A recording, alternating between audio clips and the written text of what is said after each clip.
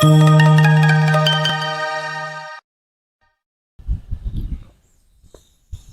Sobat BMKG Pasuruan, saya Inga. Berikut kami informasikan infografis aktivitas kegempaan di wilayah Jawa Timur dan sekitarnya yang teranalisa di Stasiun Geofisika Pasuruan.